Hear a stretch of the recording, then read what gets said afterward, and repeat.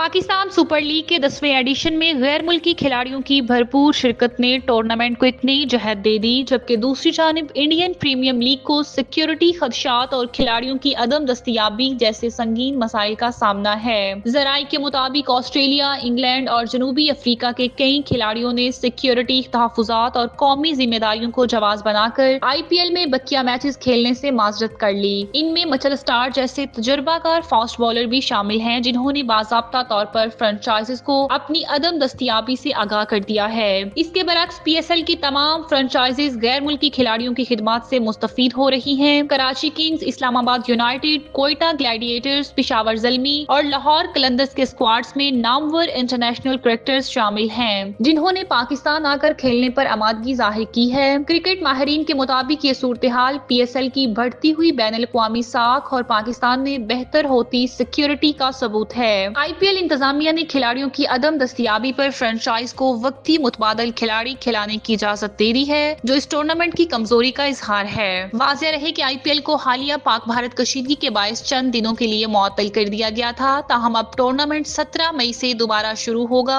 दूसरी जानिब PSL का जारी एडिशन शायकीन की भरपूर दिलचस्पी और गैर मुल्की खिलाड़ियों की शिरकत के बायस आलमी तवज्जो हासिल कर रहा है, जो पाकिस्तान क्रिकेट के लिए एक बड़ी कामयाबी तस्वुर की जा रही है।